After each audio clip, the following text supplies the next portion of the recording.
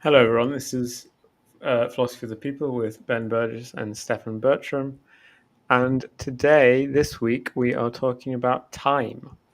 And specifically, one feature of kind of the debates or kind of the discussion in philosophy around time, which is the A and B theory of time, which complicatedly is not the same thing as eternalism versus presentism, though even more complicatedly, these things are related to each other.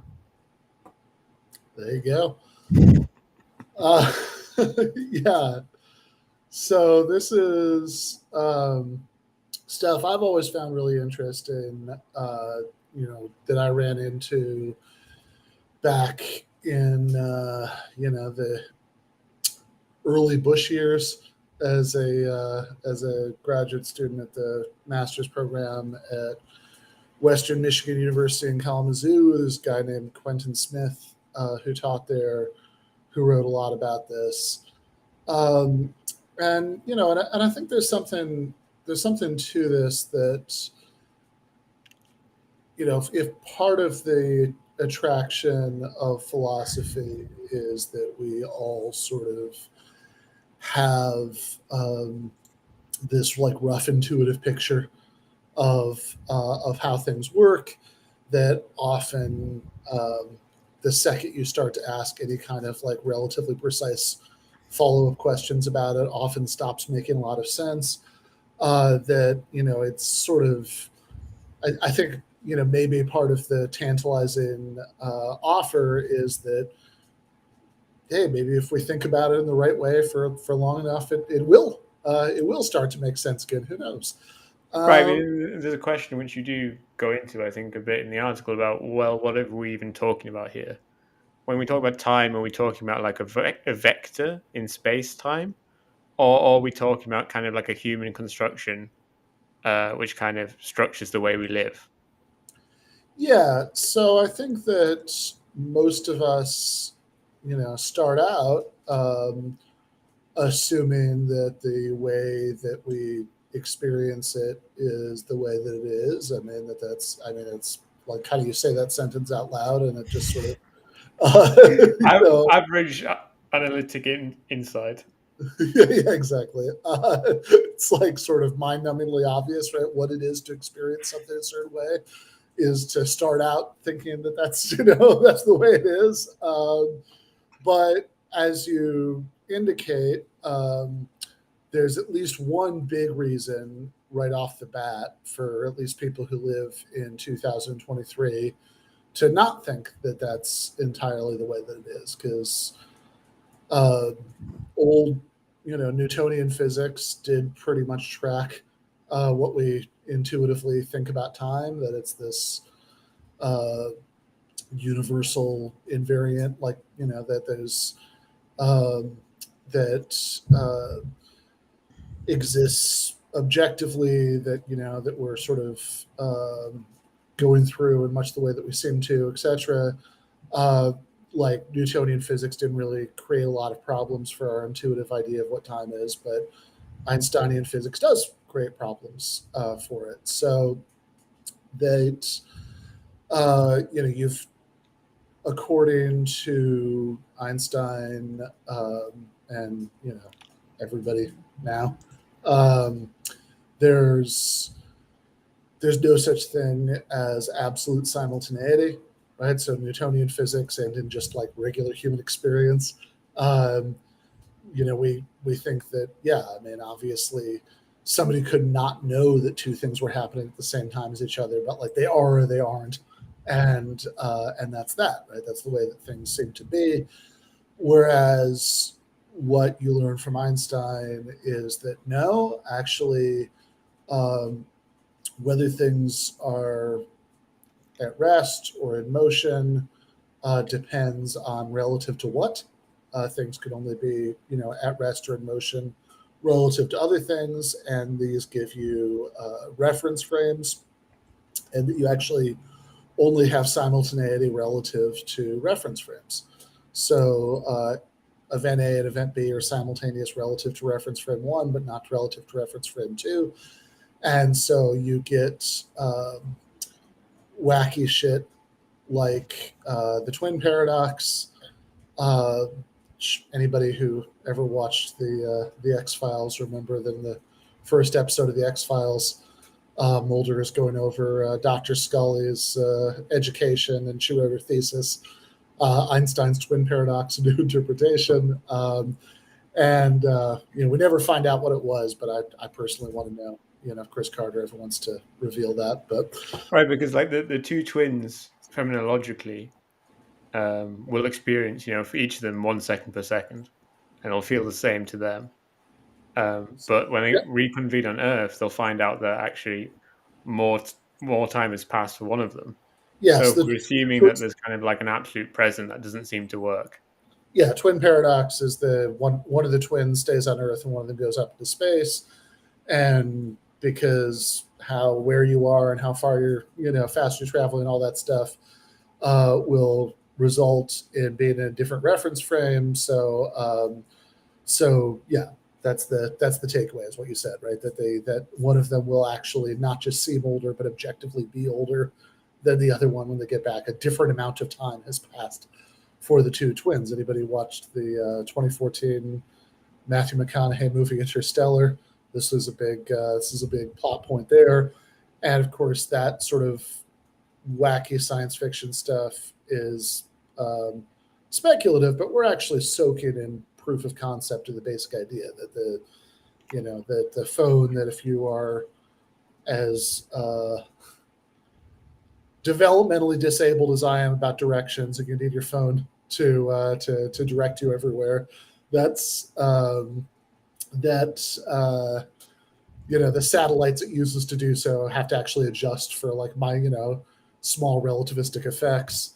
There's like the technology that surrounds us, right? Is part of how it works is by assuming um, wouldn't work if we didn't know that this were true. So then you think, okay, so we have this really well supported physical theory, and that well supported physical theory kind of is in some really weird tension with our intuitive idea, that intuitive picture of how time works, because some of the things that like, I think this is one of those subjects that, and honestly there are a lot of philosophical issues that are like this, where you can just summarize one of the competing positions and do it in a sort of colloquial way, and everybody who's never thought about it will nod along like, oh yeah, that's obviously right, but like you could have picked a different one and summarized in a colloquial way, and everybody would nod along to that too. Because oftentimes different positions just latch on to different things that sort of seem true if you haven't thought about it that much. And so definitely one of the things that people nod along to for time is presentism, which is the view that only the present moment exists, right? Past doesn't exist anymore, future doesn't exist yet. There's no sense in which Julius Caesar exists. There's no sense in which your future great great great grandchildren exist. And that's a version of what's called the A theory of time. So the A theory of time basically says that there is such a thing as the sort of annoying schmancy term for this is an ontologically privileged present moment, which just means like something that is objectively the present moment, independent of human perception. And so the extreme form of A theory is presentism. That says, yep, there is an objective present moment, and that's all that exists. And then there's a moderate form of A theory, which I remember Ted Sider calls moving spotlight eternalism. So eternalism is the view that all of time exists, and according to the B theory of time, it all exists in exactly the same way. There's no like objective metaphysical difference between the different parts of it. But according to the sort of moderate form of A theory, there's that it all exists, but like only one bit of it at a time has this special status objectively, that it's the present moment. And so the stuff before that is objectively the past. The stuff after that is objectively the future. And yeah, I think we do all sort of, intuitively, it feels like time is passing. That there is such a thing as the present moment, and it keeps changing.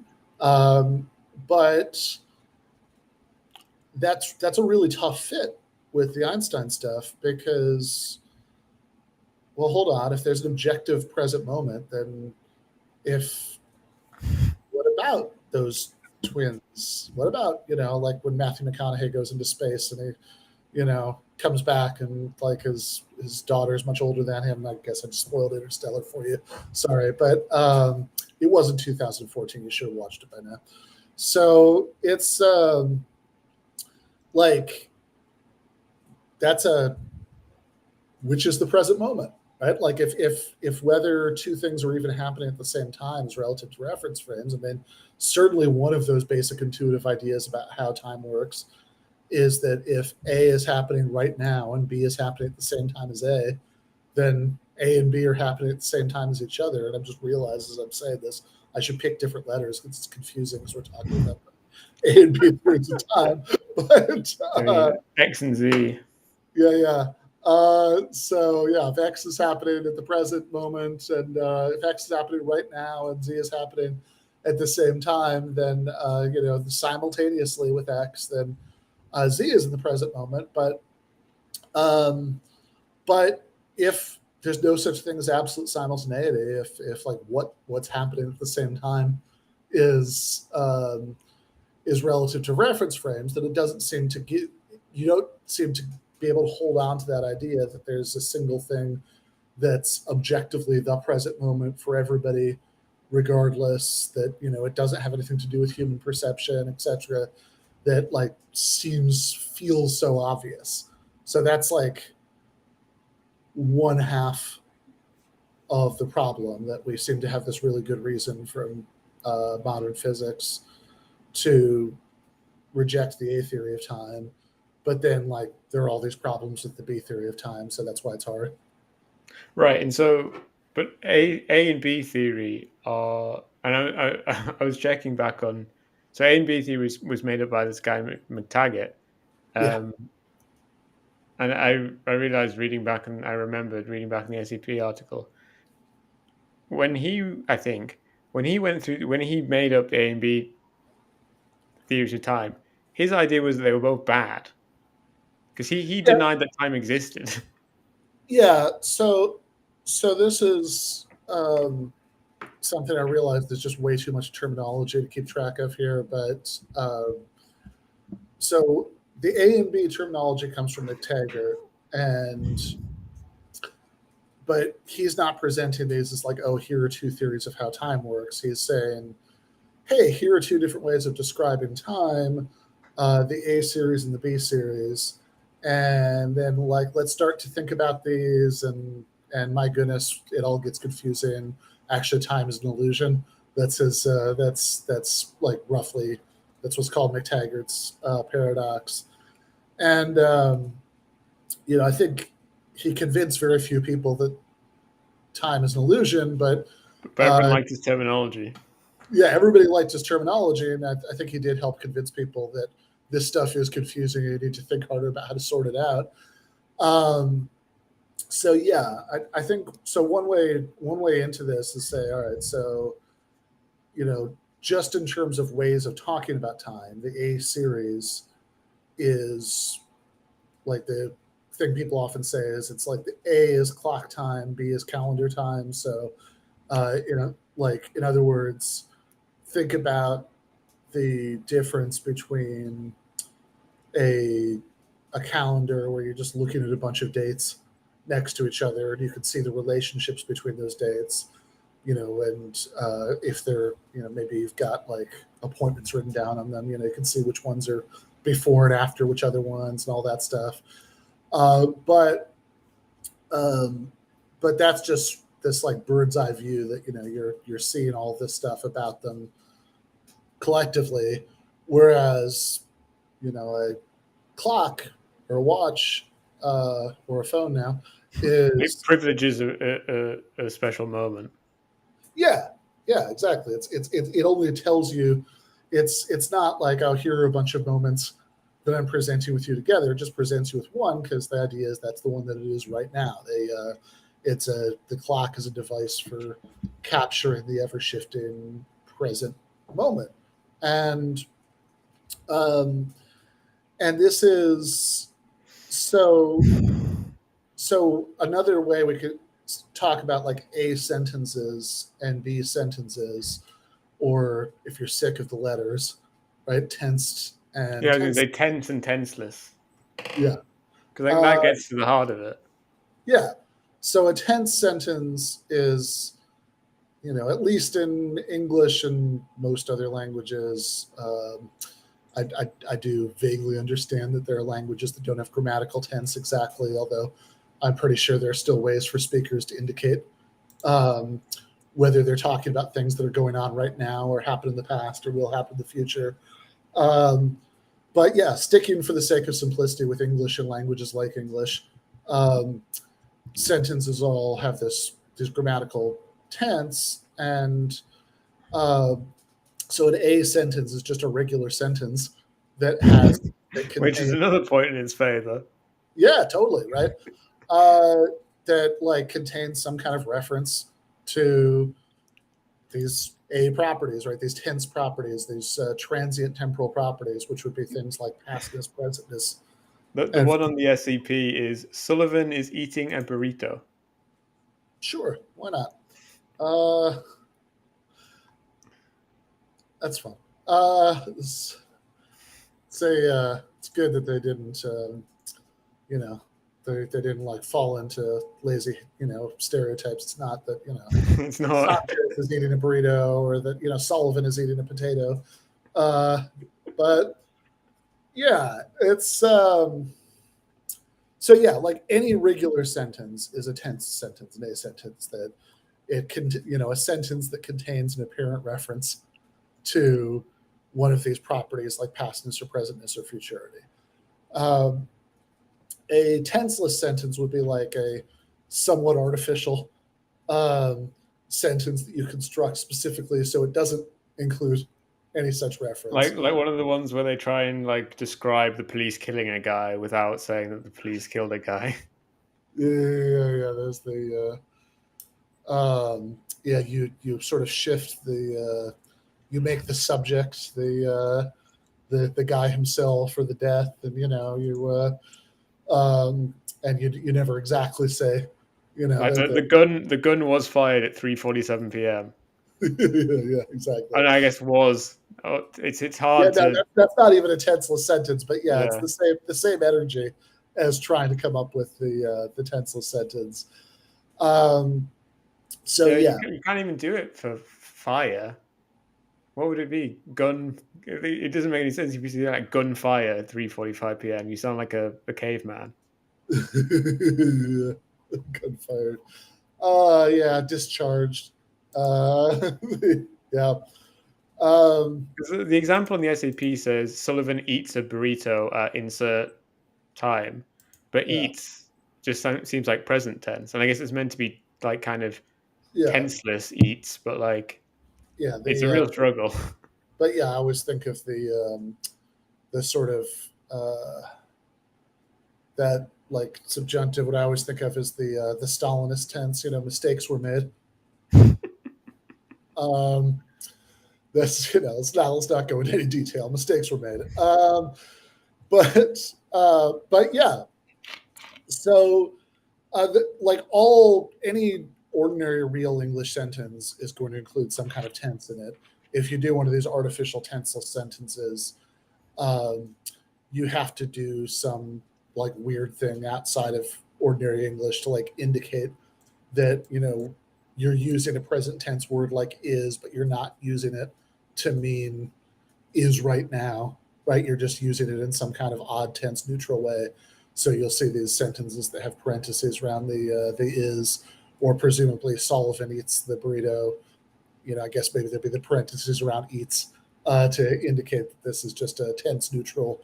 We're referring to the event. We're not saying anything about. Just believe that we're right. whether it's happening now or the past or future.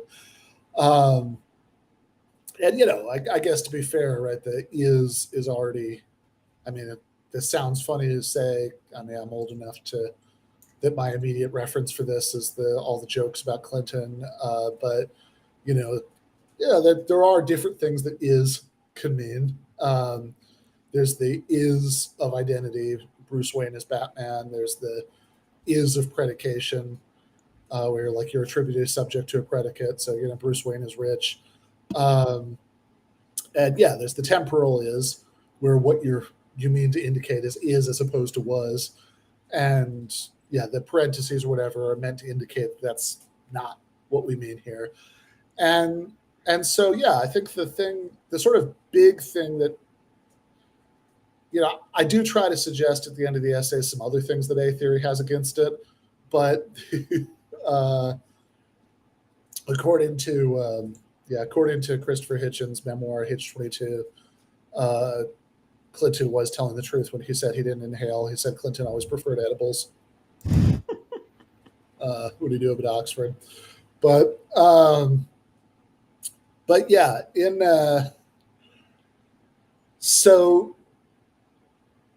so yeah, the big thing that's going against the A theory of time is that it just doesn't seem to fit with our best current physics, which is a very big thing indeed. And But B can't work in human language, which also seems quite large. yes, but also B creates this huge problem about regular human language because you can, because it does seem like at least some sentences that are spoken by humans are true. I mean, that's a hot take if there ever was one, right? That like at least some things that some people have Average analytic insight. exactly are true. Is, yeah, actually, uh, We yeah, should get a buzzer. Average analytic insight. yeah. I mean, I'm willing to die on the hill of at least some things that some humans have said are true, Including that sentence. included that sentence that's one of them. So How does that work with category theory, Ben? let's do that another time. Yeah, I mean, you could, I guess, right? There are views like there are.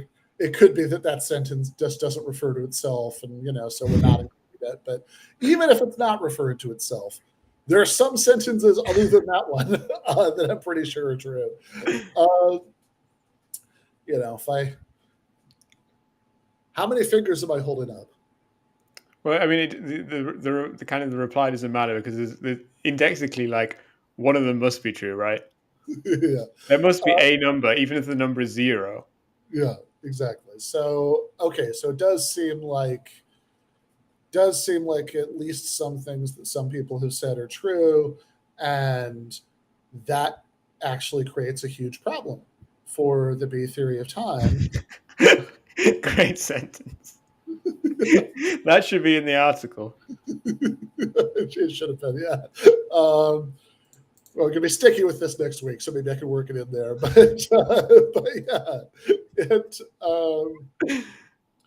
that because everything that anybody ever says outside of some weird, painfully constructed artificial sentence in a philosophy paper. Uh, yeah, my main thought on the RFK stuff is that I'm just pissed that my Ashkenazi genes weren't strong enough to stop me from getting COVID last year. But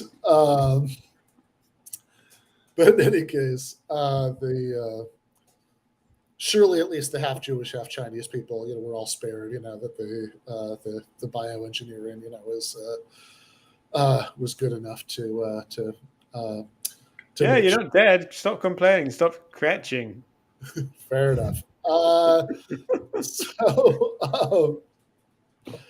So yeah, in any case, yeah. So if you think at least some things that some people have said outside of weird artificial sentences and philosophy papers are true, then you have this big problem because everything that everybody ever says in the normal course of things um, is includes some sort of apparent reference to a properties like pastness, presentness, futurity. Um, and so classically, now not everybody, not and like there are like new strategies now, but classically, what tenseless theorists did, what B theorists did, was said, okay, um, An what? older Ben.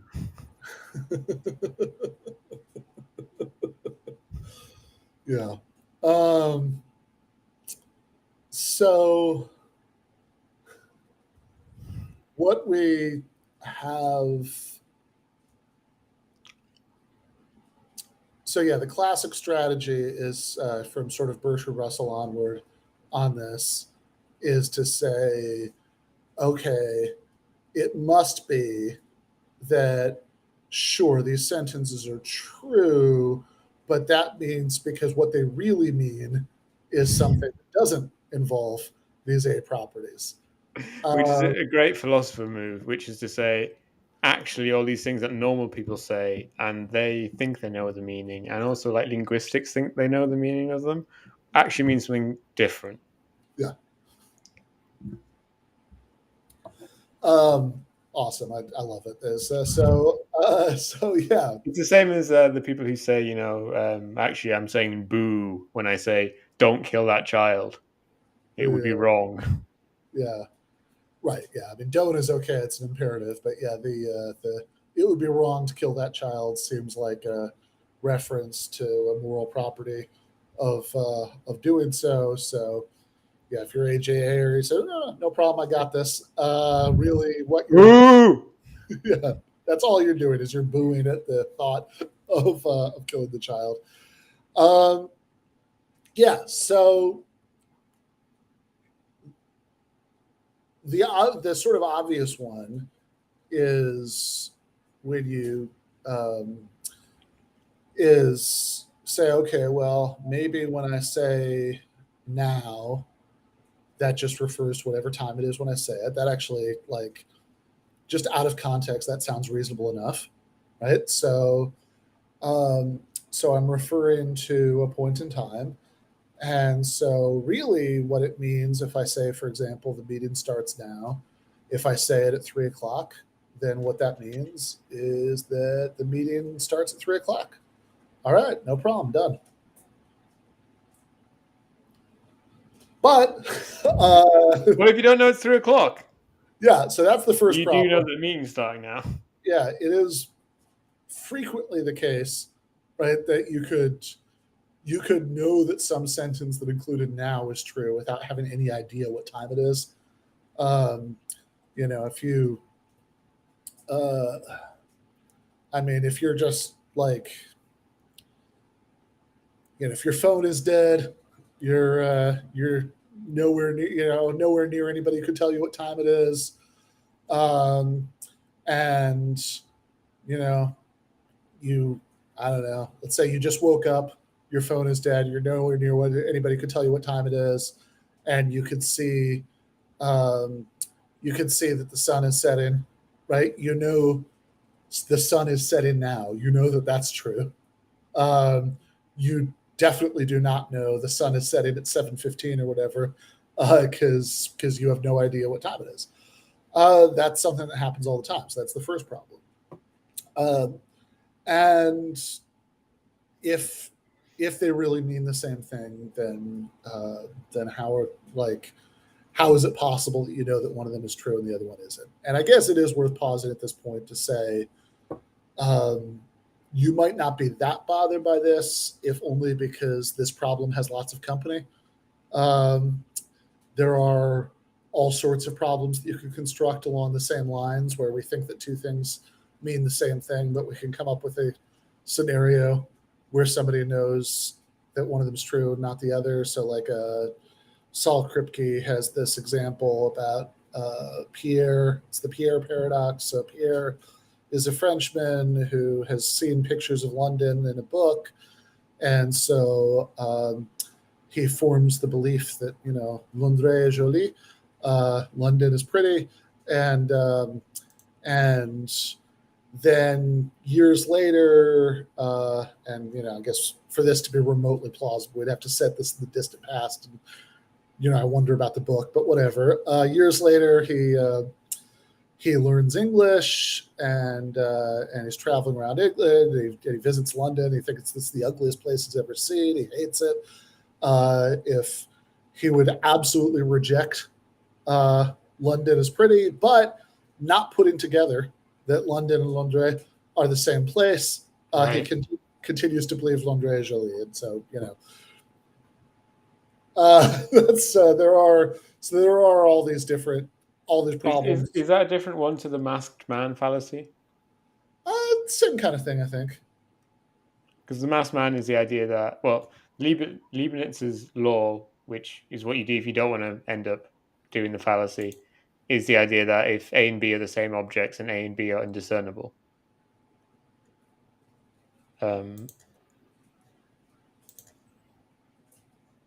Sure. Which is like, wait, right, yeah. And an example of making the error is to say that Lewis Lane thinks Superman can fly. Lewis Lane thinks Clark Kent cannot fly. Therefore, Superman and Clark Kent are not the same person. Oh, I see what you're saying. Yeah, I think it's the same kind of idea that you believe something of, Lois, right? I'm just curious if this is a Yeah, what did I say, Lewis? This is did I say what did I say, Lewis? Yeah. It's like, no, it's fine. Yeah, this is the gay reimagining of the Superman story. I'm sure that exists, but in any case, that's I think that's I think it's the same kind of idea. So there are some larger problems here, and maybe think that whatever's going on with the knowing that something's happening now but not knowing what time it is, that's the same kind of thing that you that something has happened,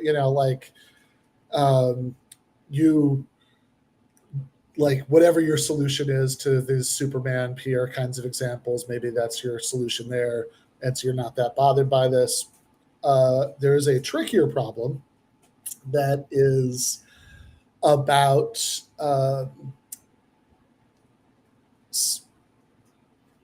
that you see, and so I'm getting all this from Quentin Smith, who I referred to earlier, his book Language and Time, and he points out, okay, hold on, so even if you can live with all the stuff about the meeting starts now, set at 3:00, what about it is now 3:00 said at 3:00? Like if right, is it recursive?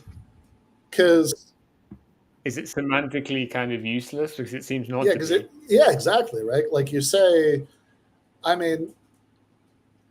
it seems like if you're saying, oh no, what I really mean, what everybody really means when they say, oh, what time it is, they say, oh, it's 3:00.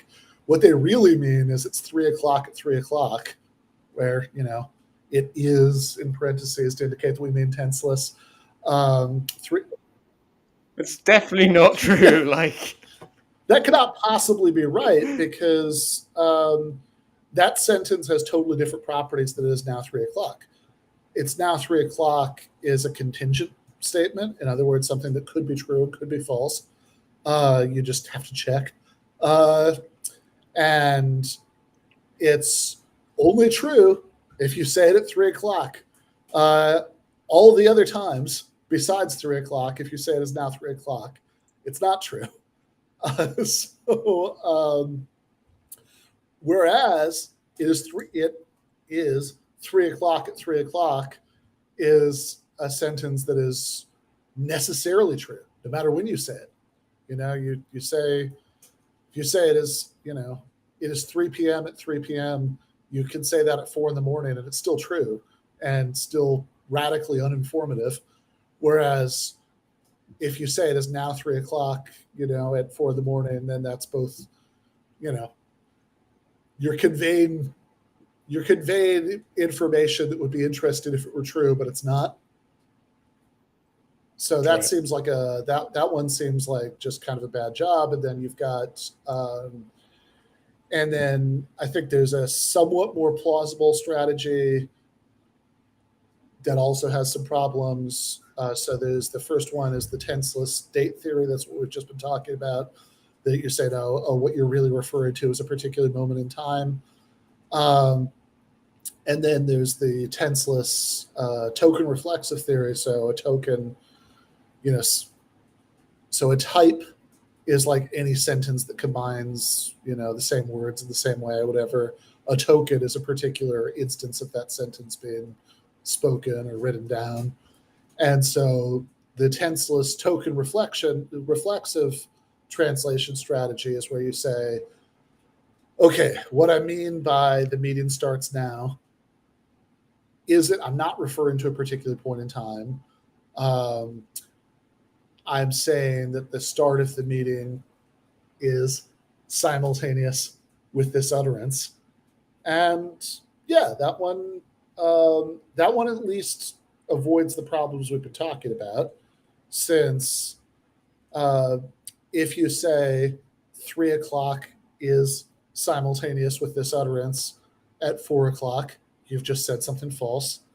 You haven't turned it into a necessary truth. So But it has made all sentences self-referential, which if a French continental philosopher had said, it'd be all in those kind of magazines about scams and fake philosophy and so on. yeah, yeah. So this seems like um, seems like this is a really weird consequence, that all sentences turn out to actually be about themselves, rather than being about the things that they seem to be about. Um, that so like Quentin's example in Language and Time is, the forest is burning now. Well, that seems to be a straightforward sentence about a forest fire.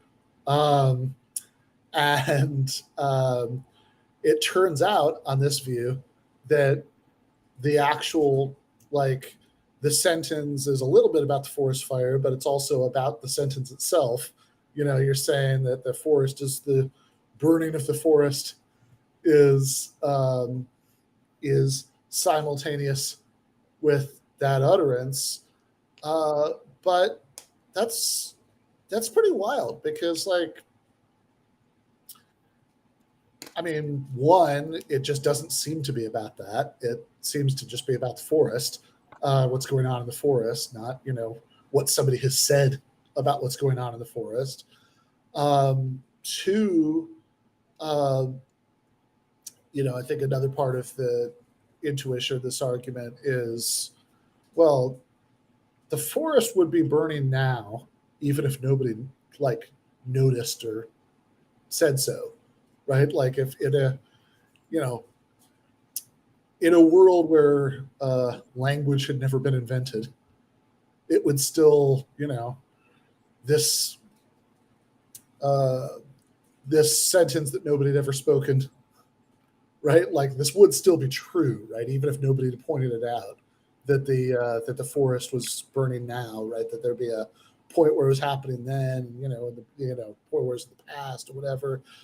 Uh, this is so there's something very there's something very counterintuitive about that. So I mean, I think it's not like maybe a um, it's well, yeah. It's also kind of funny because the late Quentin referring to was like the least punctual person I've ever known, and that's like me talking. But in any case, that's in. So it's maybe not as much of a disaster as the date translations, but it's very fishy, right? There seems to be something I like mean, really off about my this. question is, I'm not sure. if we want to be normal eternalists, not people who privilege a present moment in time, give it special ontological status, why we have to be Uh-huh. tenseless. Say Um, more.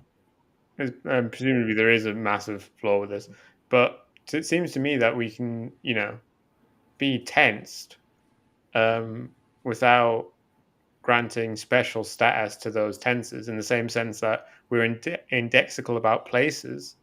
This doesn't mean, as you talk about in the article, it doesn't mean when you say I'm in LA, it doesn't mean you're granting special ontological status to LA in the same way that when I say I'm going to this meeting now, what I'm saying there is I'm referring to now as it exists for me and and I can refer to also my past and also to my future without granting it special ontological status, just granting it special phenomenological status or whatever. Yeah, so I think so I think there are really 2 points there, and I definitely agree with the second one. So one of them is there's a sort of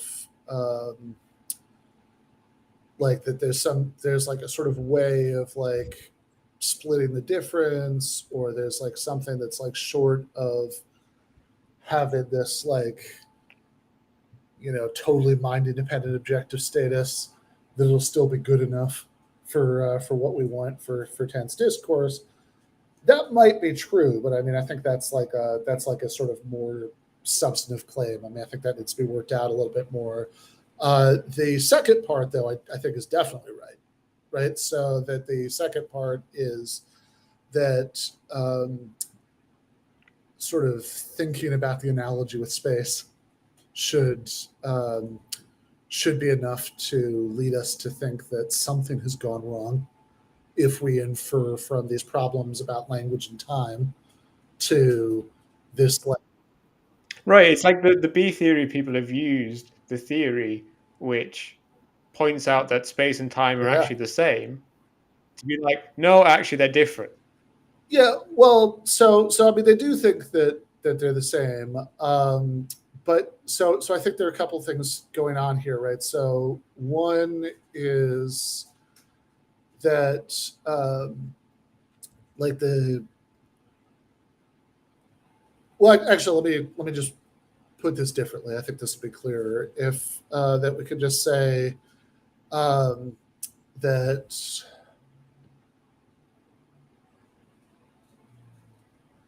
nice. Uh, um, so there are all these problems about how to make sense of tensed language in the absence of some sort of objective, temporal properties and transient temporal properties. There's the permanent temporal properties, like before or after, everybody's fine with those. The controversial part are the transient ones, that nowness and pastness and all that stuff. So, um, so the fact that all of these that there are all these problems about language, about tense language, that the inference from there to I guess there really are temporal, transient temporal properties of some sort. I think that a really good reason to think that's not a good inference is basically the one that you just said, right? That part I definitely agree with. That and in fact, I mean, reading Language and Time back in 2004, this is the part that bugged me about it the most then, right? Because I think there's even a line somewhere where he sort of says, it's, might be interesting to explore the analogy about this. I'm like, yes, it would. To do that now. Like, because For future researchers, exactly, because nobody, I leave this as an exercise for the reader. because nobody thinks that um, any sort of problems about language and space um, lead to some sort of like crazy metaphysical um, takeaway, because I think that really the disanalogy, like the disanalogy that the A theorist sees. I mean, the B theorist thinks that they are the same, right? But like the disanalogy that the A theorist sees uh, between time and space, I think doesn't really come from anything about language. Like there are problems about language, but I think they're going to be the same problems. Um, I think it really just comes from the fact that like our intuitive experience of of time is different, right? So, but that sort of sounds less impressive if you're kind of um, sort of explicitly making everything just all about that. And yeah, this is actually one of the things. So I kind of the way the essay is structured, I sort of say, okay, um, here's kind of the case for A theory, right? Through all the stuff about language, but here are a bunch of Which is funny because the article's like, fuck A theory. And then most of it's like, B theory doesn't make any yeah. sense. So yeah, the structure of it is like here's the case for it, but then yeah, like just despite that case, right? Here's why I don't buy it. And then it sort of ends on a cliffhanger where it's like, okay, wait a second though, what about all that stuff, right? Like if I don't buy it, then there needs to be some sort of answer to all of that, and that's where we'll pick up pick up next week. But I did, and I think that one of the big things I want to say next week is pretty much exactly what you just said, right? The analogy with space makes me think that whatever's going on here, right, whatever the right analysis of the problem about language is, it's not going to lead towards A theory-ish conclusions, because like nobody would embrace the parallel conclusions that like there really is an objective property of here-ness that only some parts of space have. That just seems totally wrong. Um, so yeah, where does that leave us? Well, I think that if we do sort of remove the issue about language, which again, talk about that more next week, but if we do remove the issue about language, Do you even need to abolish language and just express the next episode purely in formal there you logic? go. Yeah. Yeah. Yeah, this would be like a throwaway character in a Douglas Adams novel who's like only described for a paragraph. That's like that. Then he became convinced that everything everybody ever said was wrong, and like just took a vow of silence for the next 50 years of his life, so as not to accidentally utter any falsehoods.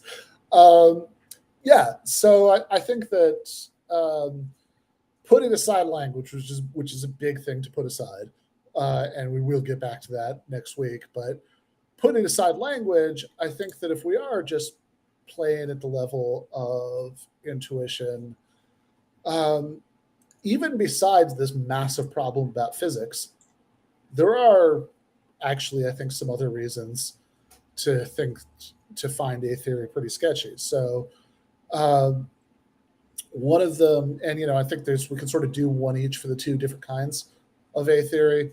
So remember that all B theorists, right, all tenseless theorists are eternalists, people who believe that all of time exists. But only some A theorists are presentists, people who believe only the present exists, right? You could be again a moving spotlight eternalist and think that like, well, if we sort of imagine the timeline, that like that a different bit of it is lighting up every second, to as that's like the objective present moment. And I think if we, Which is like the kind of the cut the differences yeah, kind of model. uh, That's the radical yeah, physicist model yeah, of it's time. the Matty Iglesias is a presumably a moving spotlight eternalist, or I don't know, maybe not even Matt Iglesias. There's like the like no labels people who want like Basic bitch B theory, someone yeah, said in chat. fair enough. Uh, it's, I am look, uh, I am somebody who's always willing to embrace the truth of boringly obvious things. Uh, that's the Exiled Main Street is the best Stones album. I'm not going to be contrarian. and say that it's something from the Brian Jones era.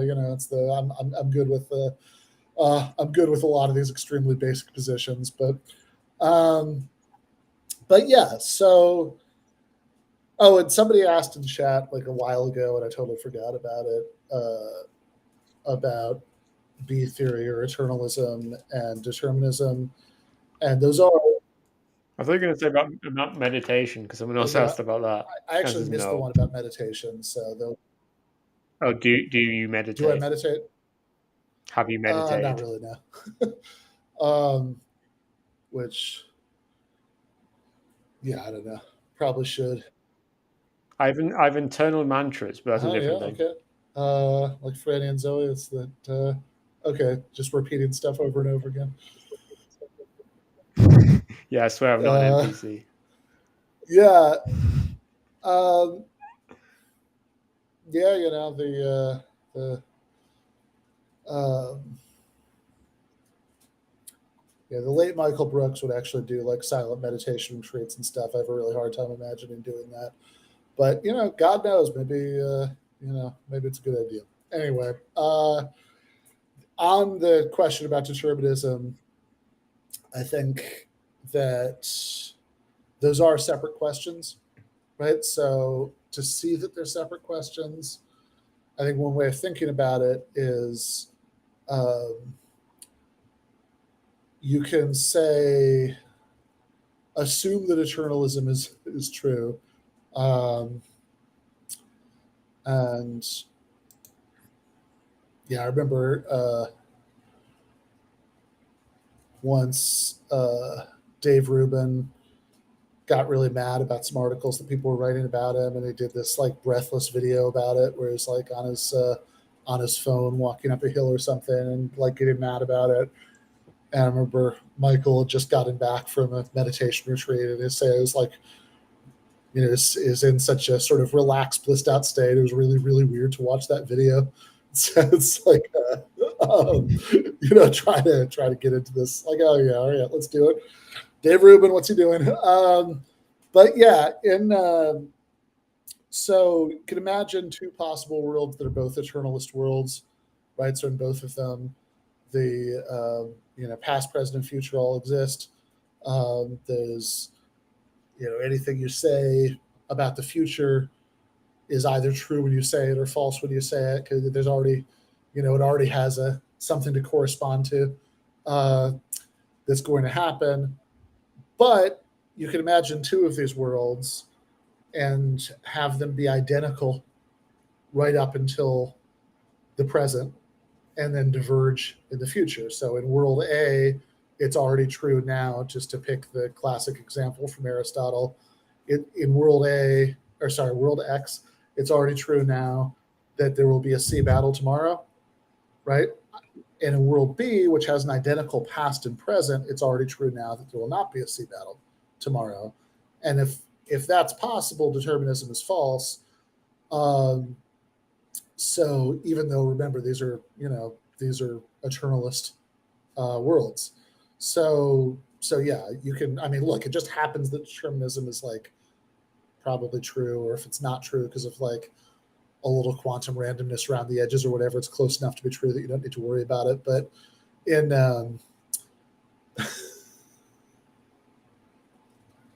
in no comment on that. Then,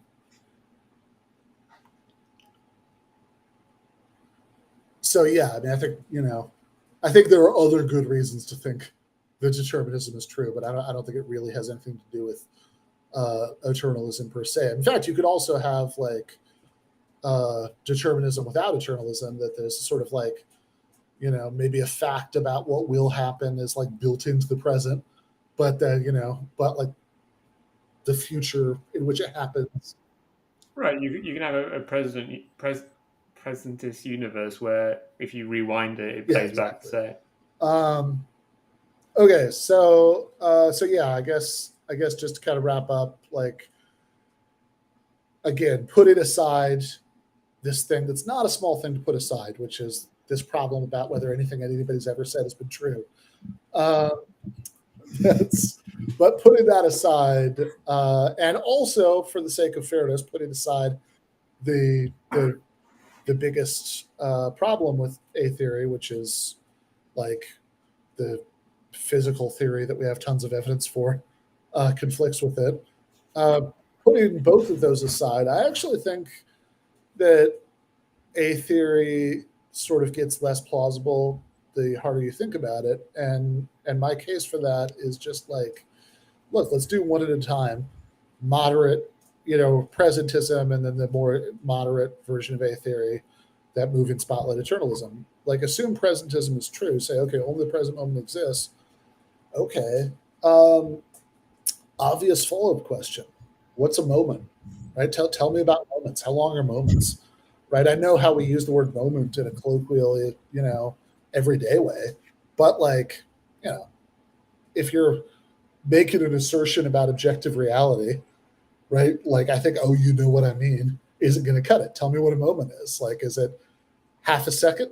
Is Right, and you made kind of the point in the article about like, it takes time for like the sound of the desk being hit to reach my ear and the light to bounce off the wall and so on, but also about brains. It's not just there's kind of that kind of delay, but also there's like an additional delay your brain puts as it kind of processes everything. So we're always more than that. What we're seeing is still a bit more behind because it takes a little bit of time for our brain to put everything together, then put Yeah. it out So again. for all of these reasons, right, it takes time for, teensy tiny amount of time, fraction of a second, but time nonetheless. It's not instantaneous for, sound waves to hit our ears, waves of light to hit our eyes. The stuff that goes on in your brain takes time, right? So by the time you perceive anything, it is very slightly in the past. And so, much the same way that it would be a really weird consequence to embrace that nothing anybody's ever said is true. It would be a really weird consequence to embrace to say that that we never have an accurate perception, right? We never make contact with external reality, right? With our perceptions, there's never a case where we perceive things as they really are, because according to presentism, only the present moment exists, and seems like the only non-arbitrary answer, the only answer that's not just hopelessly obviously jerry-rigged to try to like map onto human experience, that you could do for what's the present moment is the present instant.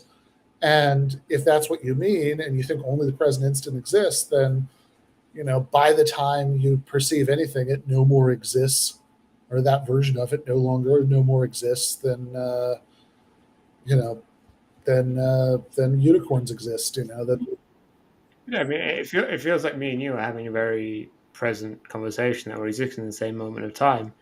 But at the very least, um, accepting the fact that kind of telecommunications are very imperfect and don't travel anywhere near yeah the speed of light, it still takes light 0.03 seconds to get between Swansea and LA. yeah that's ended up uh, ended up having this very strange argument over the weekend about anarcho primitivism, uh, and you know why I think that the destruction the They shall be destruction of short. all human civilization would be a bad thing. And that's so I was just thinking about that sentence you said about the speed of telecommunications. Everything. It's like, it's an accomplishment. All right, good, good Could be a job, lot you guys. slower. Yeah, Um, so that's the problem about presentism, and then like problem about moving spotlight eternalism is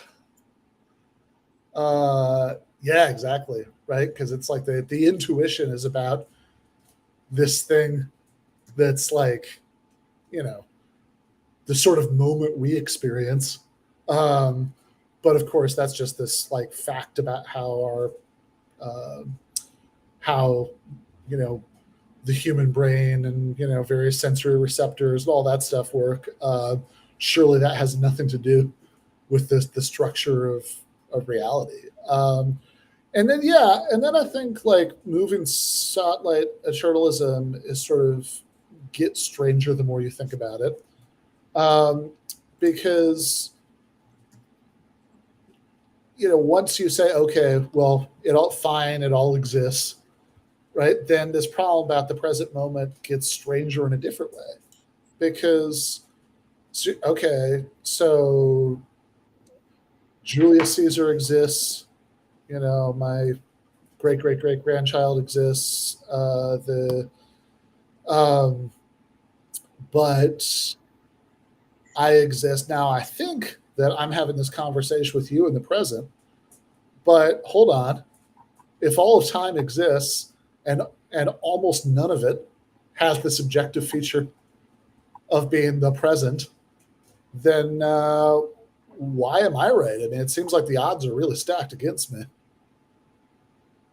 That this is like this in particular. Right, it just doesn't really seem to solve the problem of kind of, well, why this Yeah, moment? it doesn't seem like I mean, and really like to sharpen it. I mean, I have this um, sort of goofy example that's very intuitive to me in the article. That's I suppose depending on how you feel about time travel, you might not like it, but it's like you imagine two time travelers. Yeah, if someone immediately traveled through hundreds of centuries of time. Yeah, um, yeah, you imagine two time travelers. One of them is from 23, and one of them is from 26, 23, and they're meeting for a drink in 2023, and they both agree that 2023 is the past, but they just but like they disagree about which is the present in the one from 23. And I mean, obviously, the bartender's Yeah, yeah, right. that's how bar arguments work.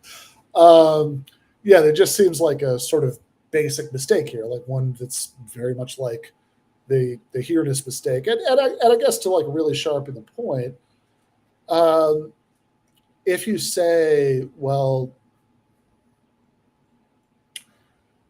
it's that okay, I guess at any given time, again, this is very confusing to even try to like say this, but there's most of these people who exist throughout time who are having these sort of intuitive experiences of that they're doing things in the present. Almost all of them are wrong. Then man, we're really not putting much of a stock in those intuitive experiences. But if we're not putting stock in those intuitive experiences, why the fuck would we be atheists? I mean, that's the whole thing is like sort of running with our intuitive understanding of how time works. And so, and look, I'm totally open to saying that, like, you know, hell with your intuitions. They're you're just wrong, whatever. But like that's that's going to cut both ways, and it's going to cut much harder against the view. Do you want to hear my stupider Oh, let's solution do to it. this Yeah. problem? My stupider but more radical view, which I would call radical separatism, which is the idea of kind of phenomenological time, like time as a human construct. Um, say call that time one, and then there's kind of time as a vector in space time, call that time two. It's just to say that time one and time two are different things. And thus any worries about kind of making sense of statements about time one are irrelevant to talk Yeah. about So time so two. this is just the why not both. Uh, it's, Which seems, once you think about it, it was like, well, no, clearly there is at least maybe they're quite different, but there's definitely yeah, a it'd be a relationship really kind of. weird coincidence if there were these two radically different kinds of time that both existed and had all the But probably less weird than all sentences being wrong. so yeah, all sentences being wrong would be a really bad consequence. So next week we're going to see if we can avoid that. Okay, bye everyone. We'll have to wait awkwardly as I find the exit button. I didn't anticipate Ben doing that. Ah, there we are.